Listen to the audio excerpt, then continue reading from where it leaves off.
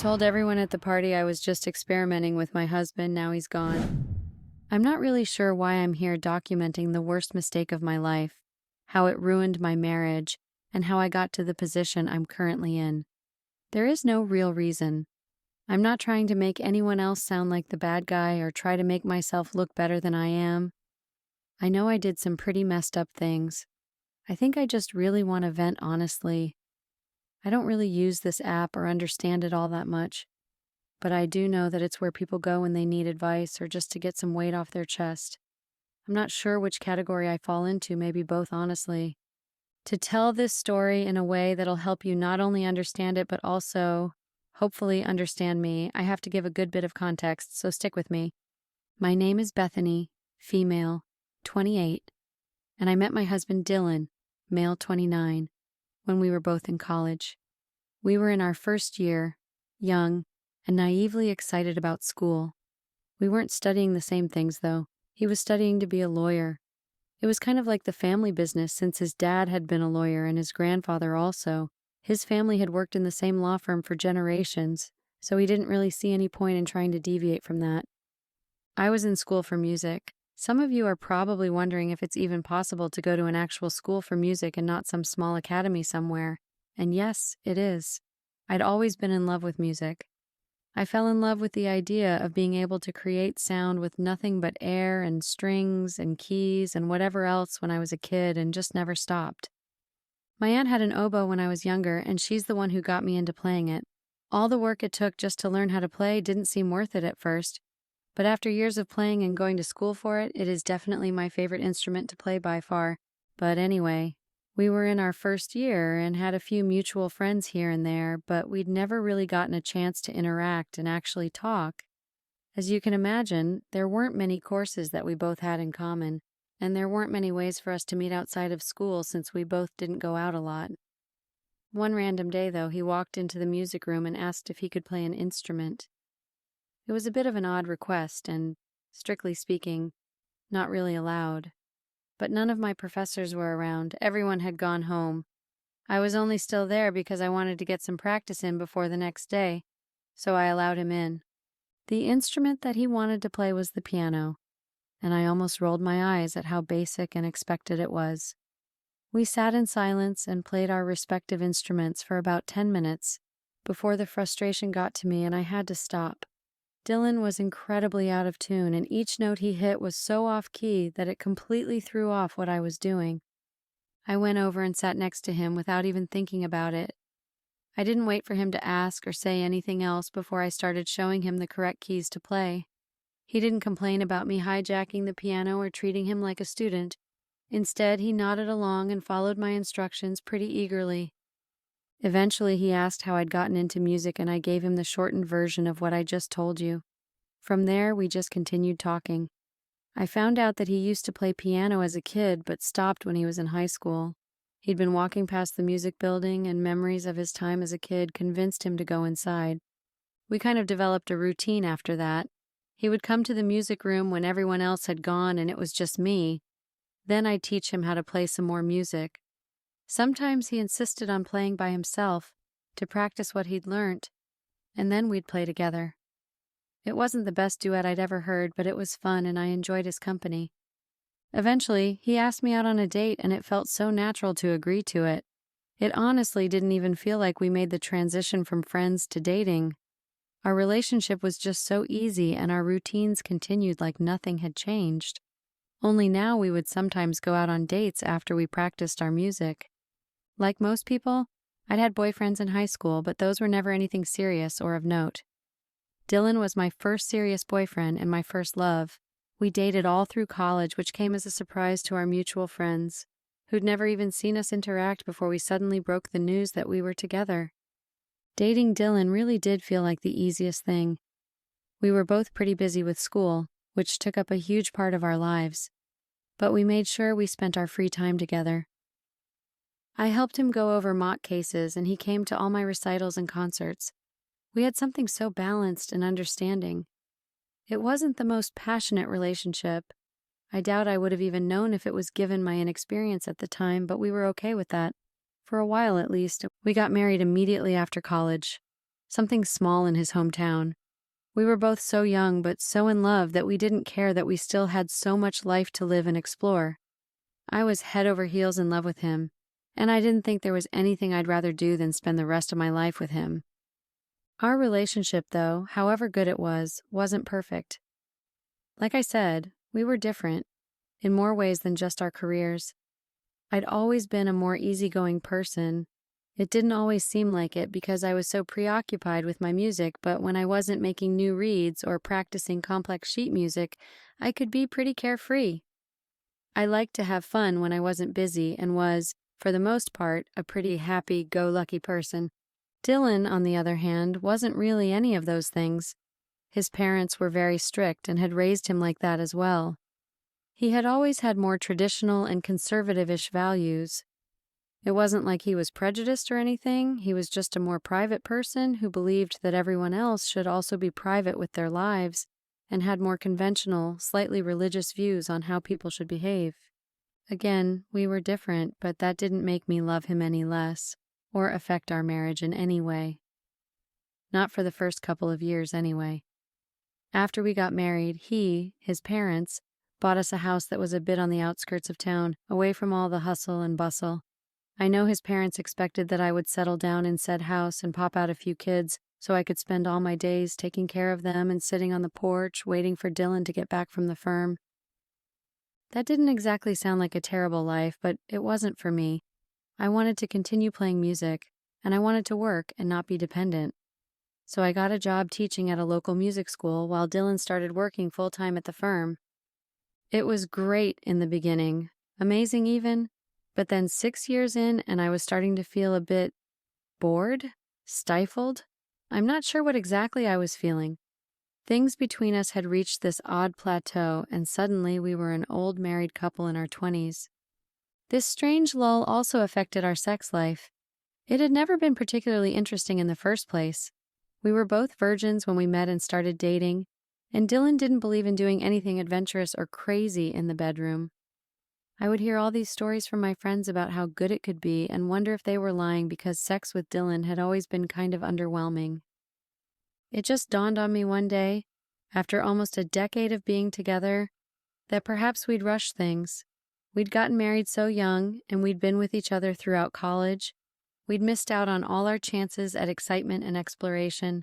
And now each time that I came home, made dinner, and then waited for my husband to get back from work while I occupied myself with reality TV shows or whatever else was on, it felt like we were in our 50s and had already lived all the life we'd wanted. I kept thinking that something just had to give for things to change. I never thought they would eventually, and not in any way I expected, or in a way that was good for my marriage. Almost a year ago, we got a new teacher at my school, guitar player. He'd been at the school for a few weeks, and I still hadn't met him or seen him. I'd heard from the other teachers that he was standoffish and a bit rude, so I wasn't exactly desperate to get acquainted. Things with me and Dylan were pretty bad around this time. We barely had sex or did anything exciting ever, so I threw myself into my work. Dylan almost always came back late, so I started coming back late too. I taught classes mostly during the day and would go home in the evening. I didn't always practice at home because that would mean packing up my oboe each evening, taking it out at home to practice, and then packing it back in the morning for work just to repeat the cycle again. Not the most tasking thing to do, but ultimately irritating and avoidable. This meant that I could barely find time to practice at all. But after I made the decision to start going home late, mostly despite Dylan even though he probably wouldn't notice, I was able to get some practice time late at night. The problem was that I wasn't the only one who wanted to practice late. It wasn't uncommon for some of the teachers to stay behind for a few extra hours to play their respective instruments or clean them, tune them maybe. The same way it hadn't been uncommon to do the same thing back when I was a student. So when I found the new guitar teacher in one of the music rooms practicing, I wasn't surprised. What did surprise me, though, was that after I'd finished setting up my oboe, he came up to me and introduced himself. I was surprised because, from what I'd heard, he was supposed to be this rude, annoying person, but he seemed all right to me, nice even. We were cordial and friendly. We practiced in the same room at a distance so his sounds wouldn't affect mine and vice versa. It reminded me of my college days with Dylan, And just like back then, it was nice. I didn't get to play a lot of recitals as a teacher, so I rarely got the chance to play with other people. It's a very intense experience, creating music with someone else. More so when you're in a band full of people and different instruments, but all the same. He wasn't there the next night or the one after that. We never practiced together again. He'd probably found a different room to do it in while I stayed there. We did acknowledge each other around school after that, though. Just some nods here, some waving there. Nothing serious or overly familiar. But then one night we bumped into each other in the hallway. This was after school was over, so we had time to actually talk. We talked for a bit and got to know more about each other.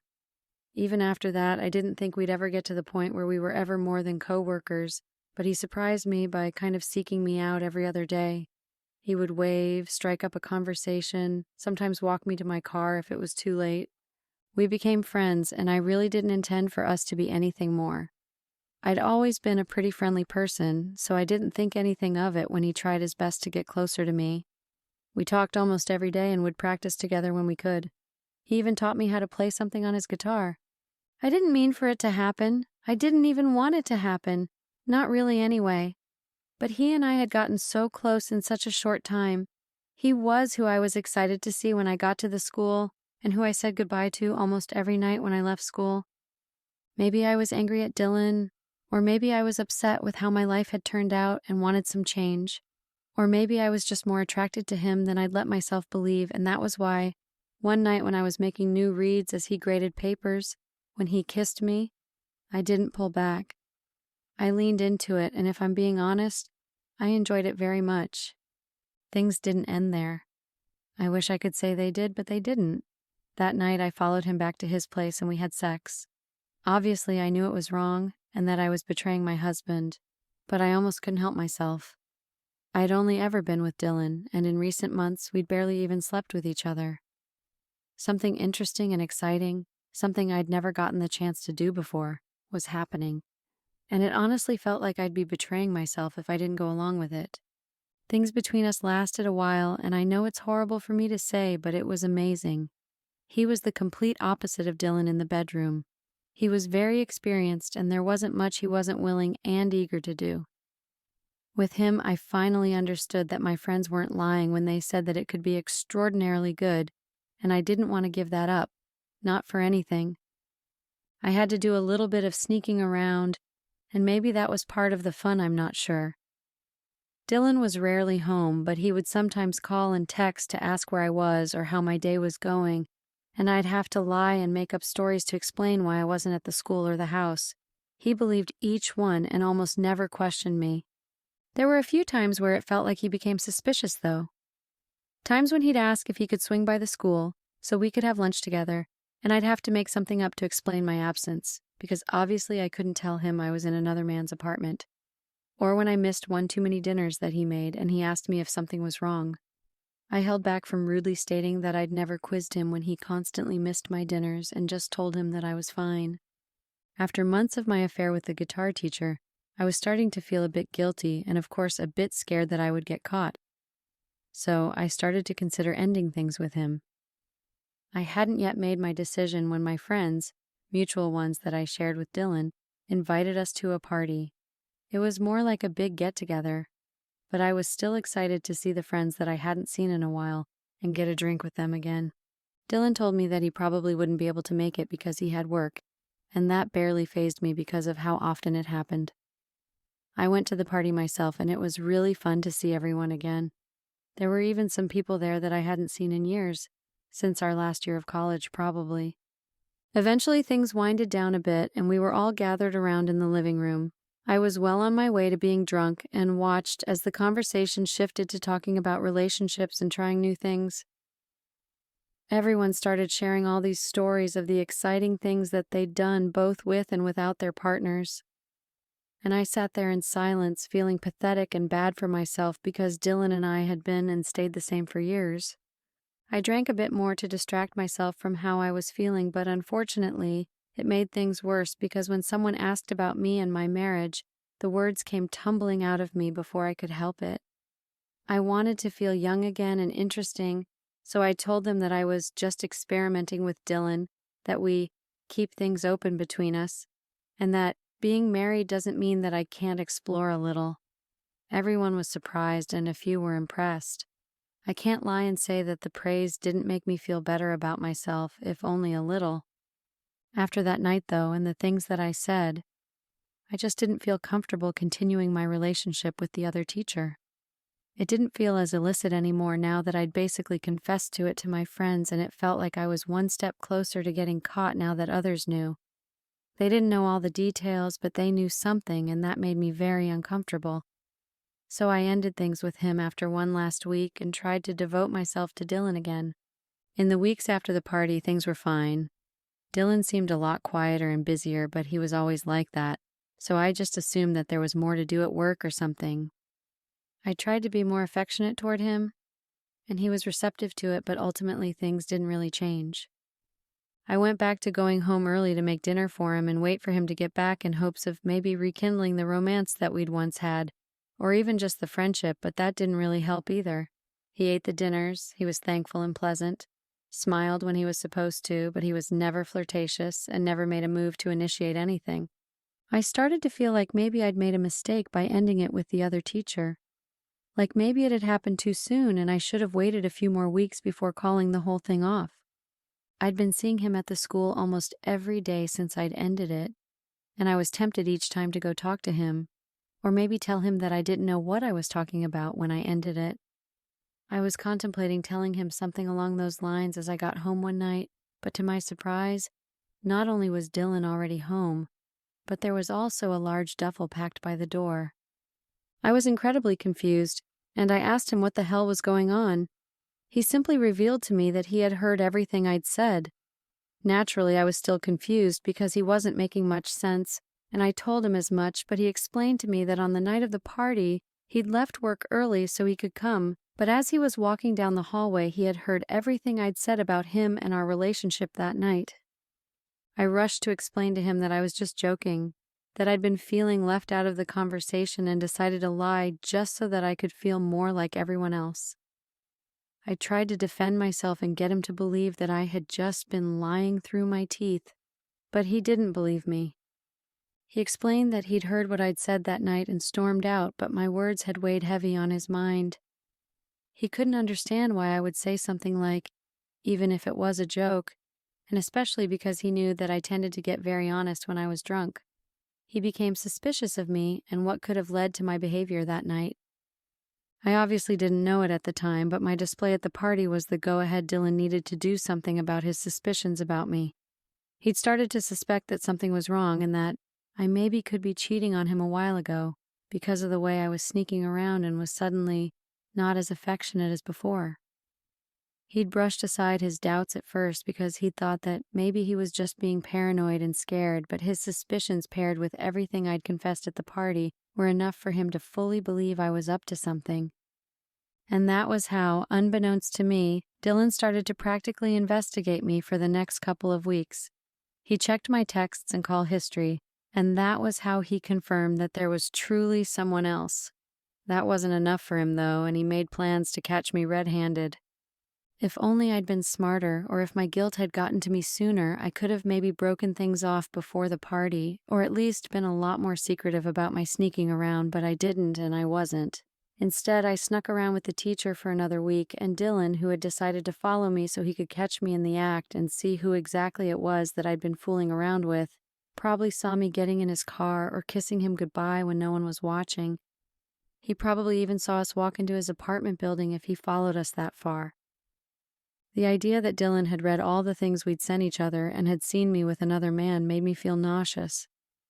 I genuinely felt uneasy as he continued to detail all that he had seen, and how he couldn't believe that I would do something like that I would risk our marriage and ruin everything just to sleep with some random music teacher.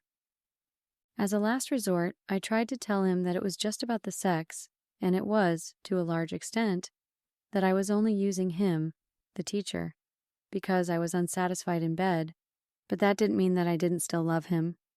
And I tried to play off what I'd said at the party, that I'd been too drunk and in the process had gotten carried away, and that I would never try to embarrass him like that on purpose. He didn't hear any of it. He told me that the bag by the door was his and that he was leaving. I tried to beg him to stay, but he wouldn't listen. He told me that the second he left the house, he was going to call his lawyer and file for a divorce as soon as he could, that he never wanted to hear from or see me again. After he'd finished saying everything he wanted to, he grabbed his bag and walked out of the door. It's been a few days since then, and I haven't heard anything from him. I don't want to believe that something so stupid could ruin our marriage. I was holding out hope that there might be a chance for us to get back together, but I got a call from his lawyer yesterday saying that the papers will soon be sent to me and that I needed to go over them and sign it as soon as I could. The thought of our life together being over by signing on some documents makes my heart feel like it's breaking. We've been together for years, and now my husband won't even talk to me. He literally said he wants nothing to do with me. I'm trying to stay positive and be optimistic. I know that he won't be able to go through with it if I don't sign, so I'm holding on to that for the future. In the meantime, though, what exactly am I supposed to do now? How do I fix things with my husband when I've let them get this bad? How do I stop him from making such a huge mistake?